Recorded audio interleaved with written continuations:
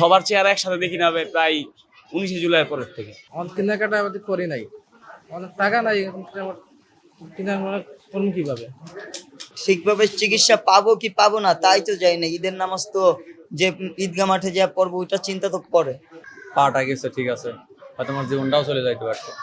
হ্যাঁ, ঈদ এবার এখানেই কাটাবো, কারণ পায়ে হাঁটতে পারি না, কেমনে বাড়াই যাব।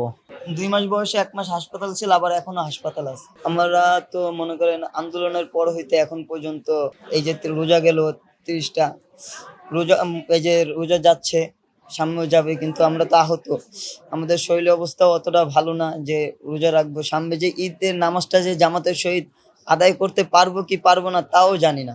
কিন্তু আমার একটা কথা যে সামনে ইনশাল্লাহ যদি আমরা বেঁচে থাকি তা একদিন না একদিন ইনশাল্লাহ আল্লাহ যদি নামাজ ঈদগাহ মাঠে পড়াইতে পড়বো। কিন্তু একটা কথা কি না বলেই নয় যে আমরা তো মনে করেন বাচ্চা থাকলে ঈদগাহ মাঠে যেয়ে নামাজ পড়বো, কিন্তু এখন যে দেশের অবস্থা যে দিন দিন ফেসিসের পুনর্বাসনের ব্যবস্থা করতেছে বা অন্য কিছু, যে সামনে যে কি অবস্থা হবে, সামনে যে আমরা হাসপাতালে বেড়ে ঠিকভাবে চিকিৎসা পাবো কি পাবো না তাই তো জানি না। ঈদের নামাজ তো যে ঈদগাহ মাঠে যা পড়বো ওইটা চিন্তা তো করে।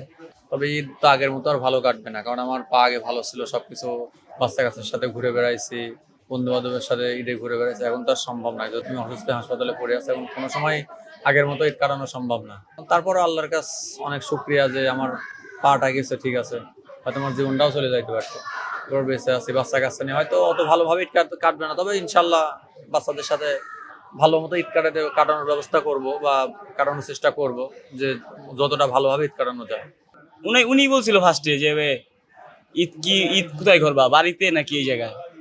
বললাম ফ্যামিলির সাথে বললে তো ঠিক আছে, একটু নিজেদের একটু ঠিক আছে মনে হইব। পরে উনি বলতেছে কি, আমাকে কিছু বলেন নাই, পিছন থেকে আবার আইসা পিছনে অনেকজন বলছে বাড়িতে যাইব ঈদে। তো ওনারা বলছে কি ঈদে বাড়িতে যায় তো রিলিজ নিয়ে যেতে হইব। তো আবার পরে ঈদের পরে আইসা আবার পরে নাকি আবার ঠিক আছে ভর্তি দিব। তো আমি আমার দীর্ঘমেয়াদী চিকিৎসা, আমার 6 ইঞ্চি হাড় নাই পায়ের। তো মনে করেন আমি যদি এখন আমার এই বেডটা আমি ছাড়ি, ঈদের পরে আমি থাকতেও পারি, এই বেডে নাও থাকতে পারি। তো কিভাবে করবো ফ্যামিলির সাথে? সবার চেহারা একসাথে দেখি না ভাই, প্রায় 19শে জুলাইয়ের পরের থেকে, মানে সবার চেহারা একসাথে দেখি না। সেবা ভাই আমার তো বুঝছেন, সন্তুষ্ট, আলহামদুলিল্লাহ সন্তুষ্ট। শেখ হাসিনা গেছে এতেই আলহামদুলিল্লাহ। হ্যাঁ, এখানে ঈদ কাটবো, কারণ আমি তো এখনো হাঁটতে পারি না।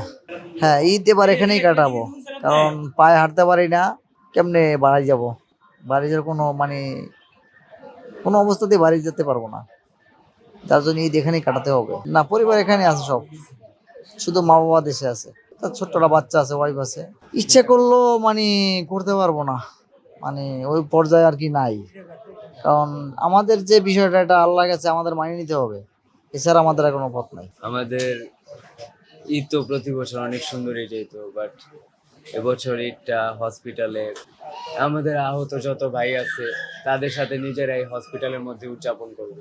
এর থেকে উপরের তো আর কিছু নাই ভাই, এটাই বাস্তবতা, এটাই মেনে নিতে হবে। ইচ্ছা আছে আগামী বছর ইনশাল্লাহ যাব।